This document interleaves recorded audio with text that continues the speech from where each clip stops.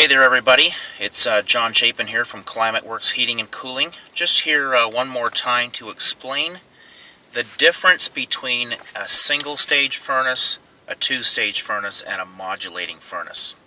Just to give you some sort of an idea here, most of us have a car or been in a car, and we know how the climate control system works in a car. So basically a single stage furnace has one stage of operation. It's either on or it's off. It runs at full speed all the time, or it's not going to run at all. So how that works is just like this. You get into the car and it's cold, and you want to turn the heat on. You're going to go and you're going to adjust that heat up. You're going to turn it all the way up, and you're going to turn this, make sure it's all the way up. And of course we've got the heat cranked. Now what's going to happen is you're going to keep that heat cranked for a little while until the car gets warm. Well, what happens with your car is you start to get warm, you're going to turn that down a little bit, and you're going to adjust the temperature. The problem with a single stage furnace is that it doesn't have that capacity. A single stage furnace only has one stage of operation. It's either running at full speed, blowing out the hottest heat it possibly can, or it's not running at all. So what happens with your single stage furnace at home is, when the house temperature reaches your desired temperature on your thermostat, your furnace has to turn itself off. Completely. All the way off. Now, furnace is all the way off. Eventually what's going to happen is you are going to get cold again. And when you get cold, you're going to have to turn that furnace back on. It's going to come back on. It's coming back on at full speed. And there it is. House is going to warm up. House is going to get up to temperature, and you're going to get too warm. You're going to turn that furnace off again. And that's basically how a single stage furnace works. Now a two-stage furnace has two stages of operation. So much like the first time around, what will happen is you get into your car on a cold day, you're going to turn that heat up. So let's turn the heat up. Let's turn it all the way up to the top. What's going to happen is, now once you start to get warm, a two-stage furnace has the possibility of running at half speed as well as full speed. So you get warm, you're going to turn that down to half speed, you're going to go over here and you're going to turn that down a little bit, sort of put it, it's hard to see, but you're going to put it sort of about 3/4. And so now what's happening is the car is running about 50 or 60% of its full heating capacity. What's eventually going to happen though is you're still going to get too darn hot, and eventually you're going to have to turn that system off. So it's going to turn all the way off. Now when you get cold again, much like in your house, the temperature is going to drop and you're going to get cold. Furnace is going to come back on. Now furnace is going to come back on at half speed. What's happening now is your house is heating up. Now if the house reaches temperature in a decent amount of time, that furnace is just going to go off. And the house temperature is going to fall again, and we're going to get cold, and that furnace is going to come back on.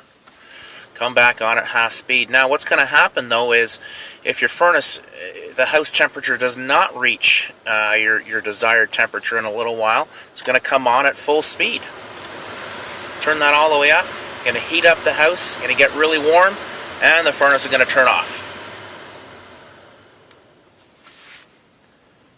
Temperature is going to drop again.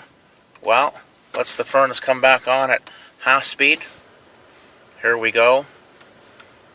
It's not getting warm. Let's turn the furnace all the way up.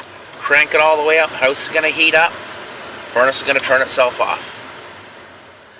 That, in essence, is a two-stage furnace. Last but not least is a modulating furnace. You may have heard of a modulating furnace, and a modulating furnace is really nothing new. If you think about what it is it's basically how you control yourself in your car, how you control the heating in your car.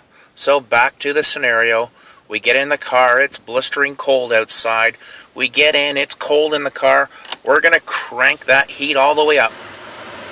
Car's going to start to warm up. Then what are we going to do? Well, car's warming up. I'm going to turn this down a little bit. I'm going to turn this down a little bit. You know what? Car's still pretty nice and warm. You know what? I'm going to turn this down a little bit. I'm going to turn this down a little bit. Oh, that's pretty nice and comfortable. That's good. I'm maintaining temperature. Feels really good in the car. So Well, we've been driving for 20 minutes, 25 minutes. Boy, it's starting to get a little bit cold. Let's crank that up a little bit and bring the temperature up. Okay, there we go. That's feeling good. Great. You know what? Maintaining the temperature. Let's modulate back down a little bit. Let's go down. Turn that temperature down a little bit. Boy, that's feeling good. That's really comfortable. You know what? It's too warm right now. I'm just going to turn that furnace off altogether. You know what? We need to heat up a little bit more. We're going to turn that furnace on a little bit. Oh, somebody rolled down the window. It's getting cold in here. Well, you know what? Let's crank that furnace up a little bit. Let's heat up the house. You know what? I'm comfortable now. Now you get the idea. I'm kind of throwing stuff around here. But how a modulating furnace works is it's like the climate control system in your car. It's going to reach the desired temperature in the house, and then it's going to maintain it all the time.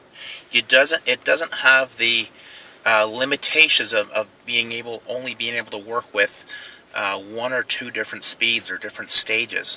A modulating furnace has multi-stages. It can work at 100% or down to 35% of its full capacity, and it increases or decreases how much it works in 1% increments. So it can really maintain a very even temperature in your house. It is by far the nicest choice for a furnace.